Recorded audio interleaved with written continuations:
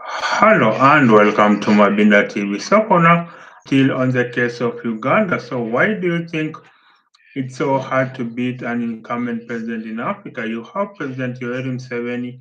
He won the election by 71%. His closest challenger was Bobby Wine, who got 20 a mere 24%. And of course, that is Uganda. Then, of course, last year in October 29th, you had the President Samia Suluhu of Tanzania winning the election by 98%. So why is it so hard to beat an incumbent president in Africa? And I think we must address that. We must address the fact that in Africa, basically the incumbent president, it appears, usually wins an election by some very, very wide margin. And I think that is the way. And I think that is the way we must address this issue, because if an incumbent president is going to be winning elections, then what is the purpose of elections at all? What is the purpose of elections at all? If an incumbent president is going to be winning all the time? And I think that's something that I think we must really rile up against. First of all, an incumbent president controls the courts. An incumbent president controls the police. They control the army. And most importantly, they appoint the electoral referees. So I think an incumbent president really, I think we must address the fact that an incumbent president usually wins an election in Africa, and that's something that just appends democracy in Africa. I think the rest of the world is not going to take us seriously if we cannot have a democracy. And I think in Africa, what we have is populism. We don't have we have plural democracy. We don't have liberal democracy in Africa because it is so hard to beat an incumbent president. And I think the opposition parties in Africa are having a real hard time in beating an incumbent president. And I think that's something we must address. Why is it so hard to beat an incumbent president in Africa? And I think if we are going to go to the polling booths and the outcome of the election is predetermined, then why go to elections in the first place? Why are we going to elections in the first place if the outcome is predetermined? And I think that's something that just bogs down our democracy. And I think that's why you are having a lot of military coups in Africa. Why? Because I think that's why you are having a lot of military coups in Africa. Why? Because in Africa, the way it appears, the military junta are the ones who come and save the people. Of course, they appear to be brutal in the long run, but the people cheer them on the streets. Look at the military coup in Niger. Look at the military coup in Mali. Look at the military coup in Burkina Faso. The people came out in the streets to cheer the military junta. Why? Because the military junta assures people of democracy. And I think that's why. And then you have a lot of countries, and especially in West Africa region, you have a lot of countries. I think will be having a lot of countries will be having a liberal democracy that fails. That's why the military junta comes along. They say they are the people's savior, and I think this is something that we must study. Elections in Africa are a sham. That's why we must address that issue. Elections in Africa are a sham. Why is it that 6 years after independence we cannot organize a credible, free, fair, verifiable, credible election? You had in Zambia in 1991, after the ruling party candidate, that is Kenneth Kaunda, now deceased, lost out to the opposition candidate Frederick Chiluba. You had the president of DR Congo then, Mobutu Sese Seko, asking his counterpart Kenneth Kaunda how he could have lost the elections he had organized. So basically, according to the strongman Mobutu Sese Seko, that is, that is, if you are organizing elections, then there is no way you are going to lose that election. And I think that's something that we must really address. Why are elections in Africa a sham? Why go to elections in the first place if the outcome is predetermined? Maybe, and I think that is something we must address. If people are not going to change the leaders to the ballot box, then how can we remove bad leaders and elect good ones? They say that the leaders are a reflection of the people, but it is not true at all. The leaders basically romp their way into power. The leaders basically are corrupt. The leaders basically do everything possible to romp into power. And I think that's something that we must address. Why are leaders in Africa why are incumbent president in Africa stealing elections? And I think when we address why leaders in Africa are stealing elections, then that's the way we are going to be addressing why the democracy in Africa that falters. And I think if we have democracy that falters, maybe we need to explore other avenues in which we can change leaders. I'm not saying we are ruled by military junta. All I'm saying is basically let's have free, fair, verifiable elections. That's the way we are going to change leaders in Africa. That's the way Africa is going to prosper. And if Africa prospers in that way, then we will get good leaders who are going to, we will get good leaders who are going to ensure that Africa is on a path of prosperity. The number one issue that bogs Africa down is leadership.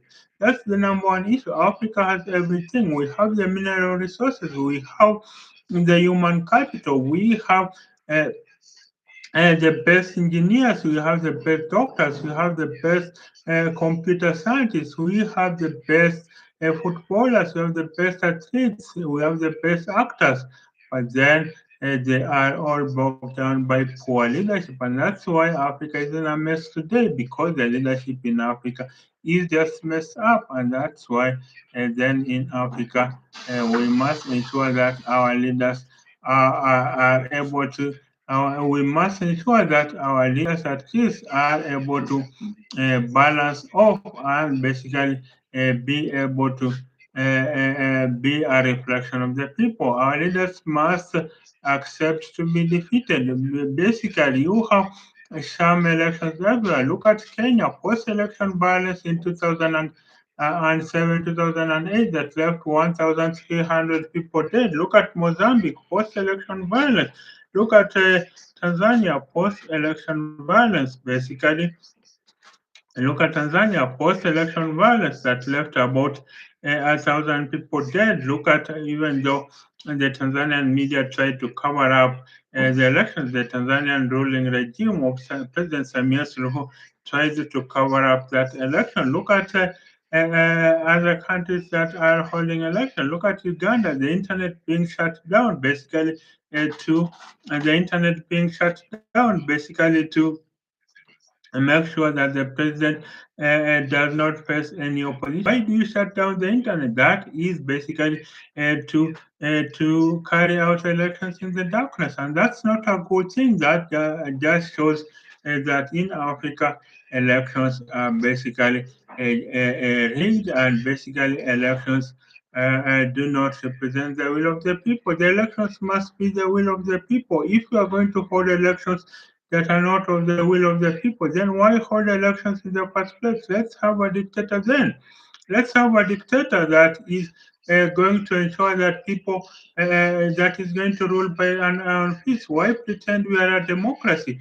Let's be like China, be ruled by the Chinese Communist Party. And I think if we are ruled by the Chinese Communist Party, like the Chinese Communist Party, then we will know there are no elections in this country. So basically, the military junta and the communism will spread in Africa. I'm not saying that's a better system. I'm just saying we cannot camouflage communism with democracy. And I think that's why then these sham elections in Africa must stop. Sham elections are what is causing Africa to lag behind. Our leaders are not a reflection of us. Our leaders are really not a reflection of the people. And I think if we are going to be able to I think if you are going to be able to have elections that are a will of the people, then basically we must do everything possible to ensure that these leaders at least they represent the will of the people. So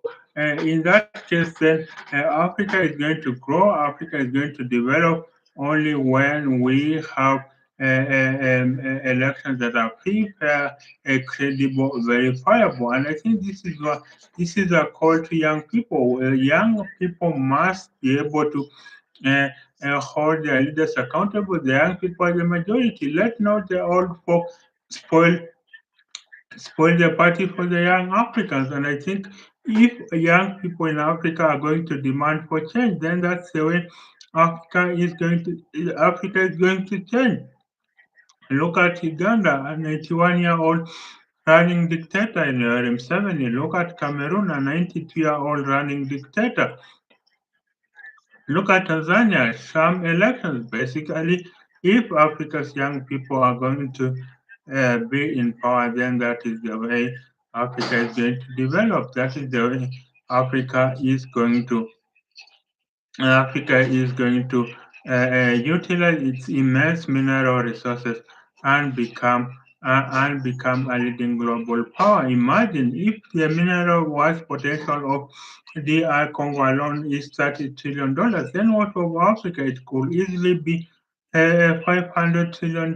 That's the wealth, the kind of wealth Africa is sitting on, and that's why the rest of the world wants Africa to be destabilized because Africa is really at the frontier of the world, and I think that's why then for Africa, elections must represent the will of the people. That is why then elections, and I think that is the way. And then there's the issues about the voter. The voter must be enlightened so that they are able to hold to vote for candidates that vote for their interests. I think it is a shame that in Africa you must not only an opposition candidate must not only win, but bury the ruling party candidate by millions of votes, so that even if they steal the vote, but then even if they steal the vote, then that margin will be so huge that even if they steal, uh,